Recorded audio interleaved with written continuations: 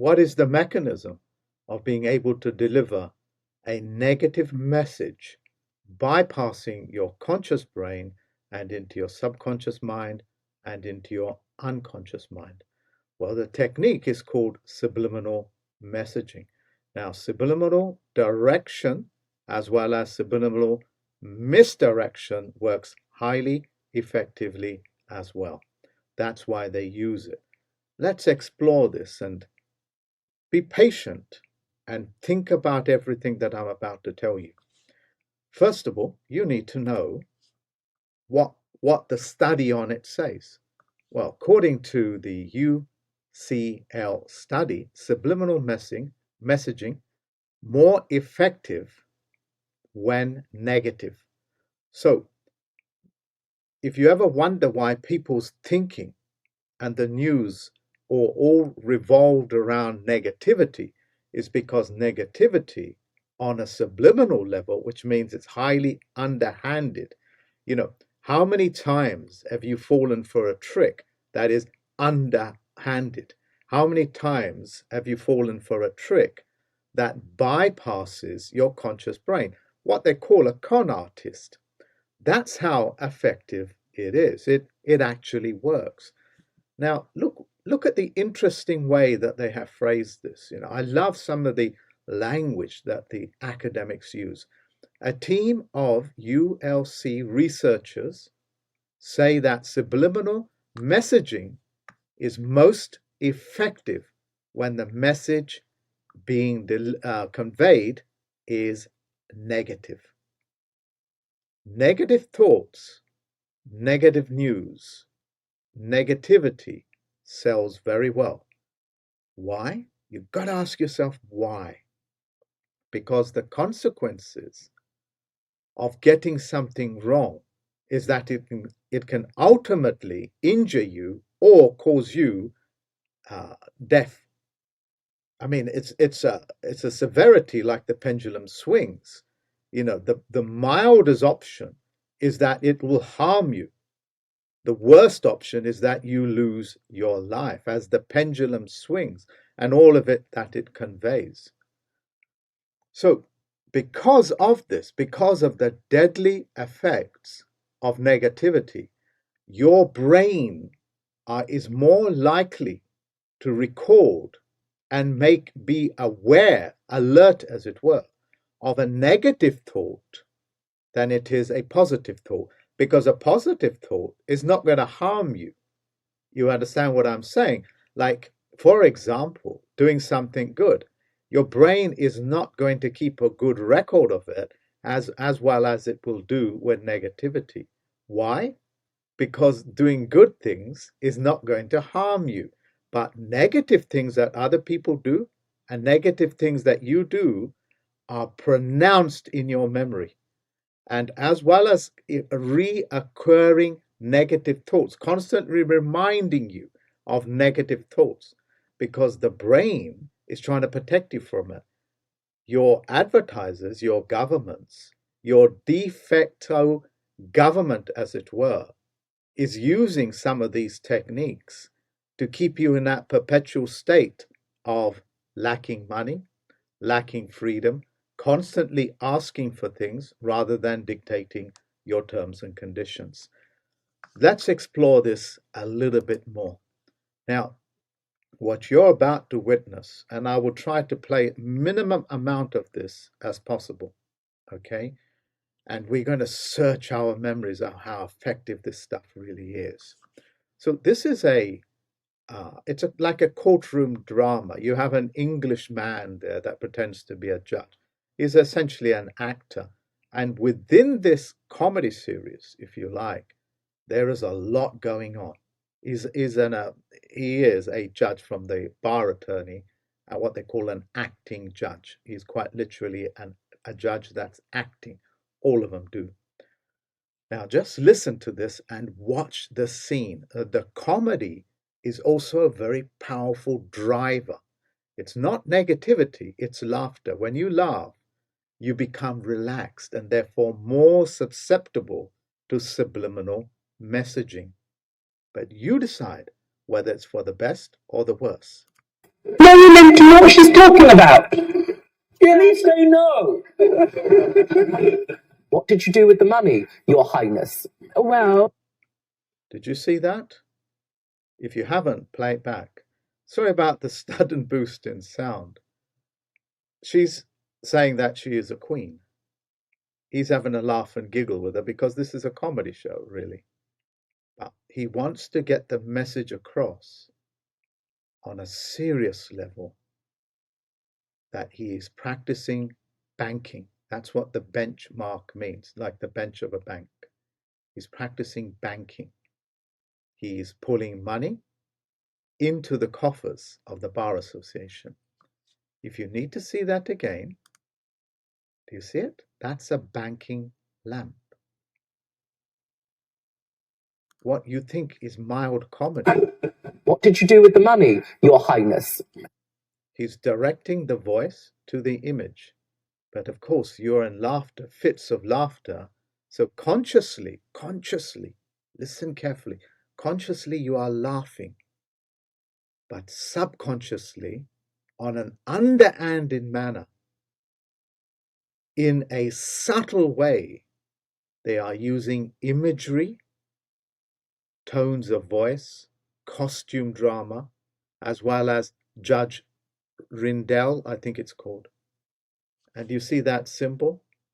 That means he's balancing the books.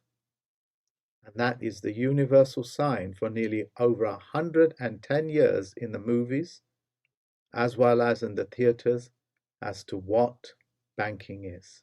They've used that lamp all the time. Now, hopefully you've really, I hope that my message has really gone through your conscious mind, has been processed and has now reached explanatory reach. The length and breadth should be obvious. You see, it's the same lamp. This is a very famous movie called Miracle on 34th Street, where Father Christmas is taken to court, and the judge here is practicing banking. And he's at the moment.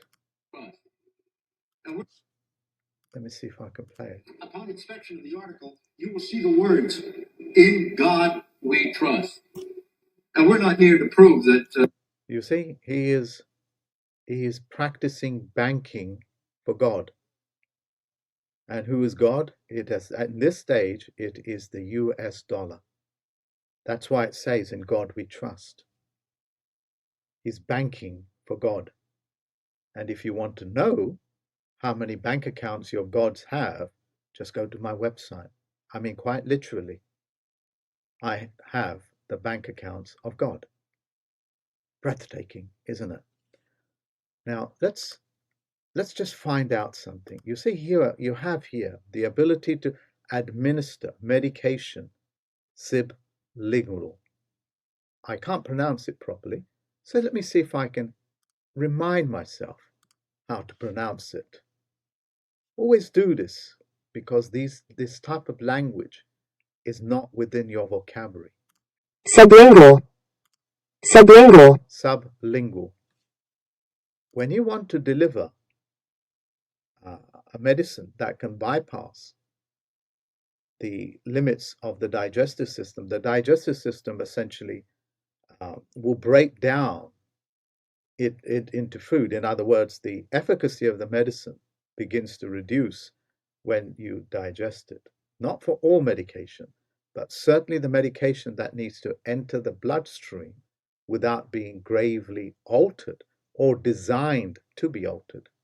That's called, let me just remind me again, because I genuinely do not know how to pronounce it. Why? It's not part of my vocabulary. If it's not part of my vocabulary, it's not part of my thinking process. That's why the meaning of words are so important. Sublingual. Sublingual. Sublingual. So, why have I gone to this place? Imagine that I want to deliver a pill to you, and I bypass one or two of your senses, like subliminal messaging. If I disguise the medicine as being smelling nice, then it becomes appetizable.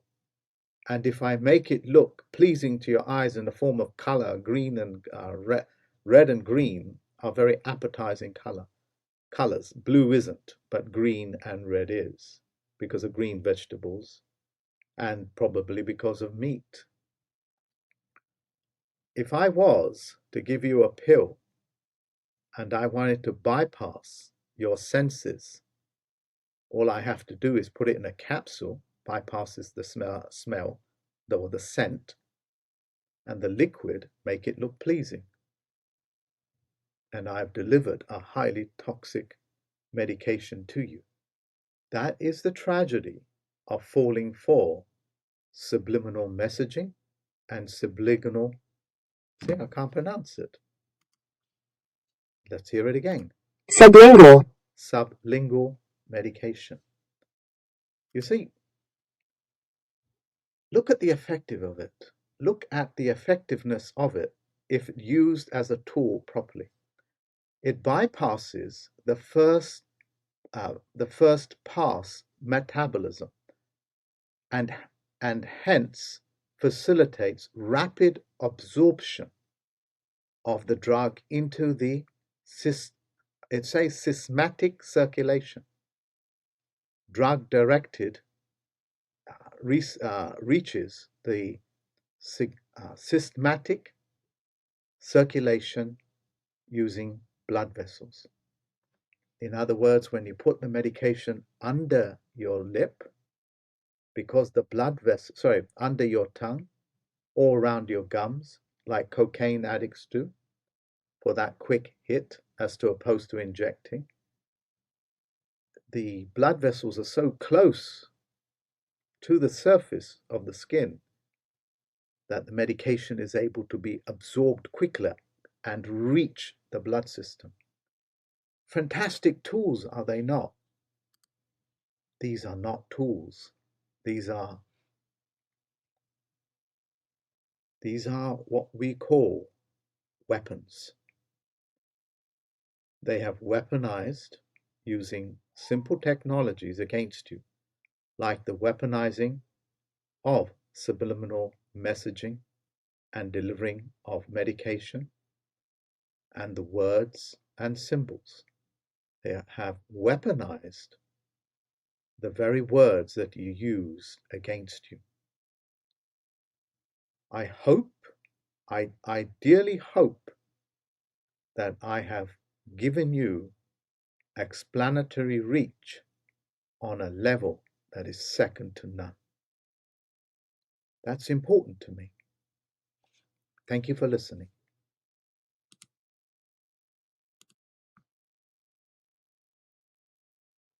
Another word. Be in control of the images that come into your mind. Know what these images are. Know what these words mean.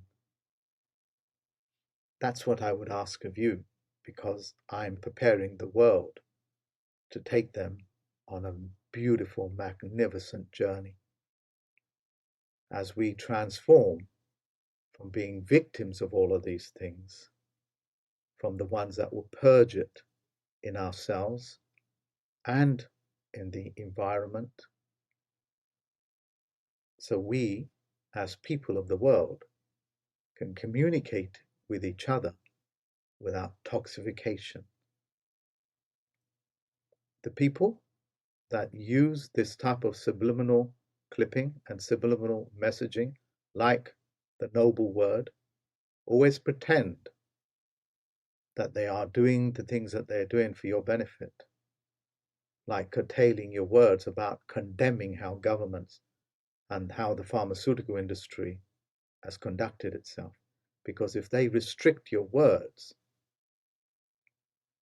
you can't make those claims against them.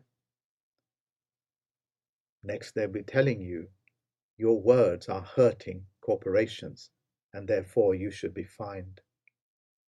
How do you think they got away until we had to intervene with the transgenders, mutilating of children? How do you think they got away with it? By using these techniques. Now I feel comfortable saying goodbye to you. I wish you guys the best. I wish you ladies the best. Thank you.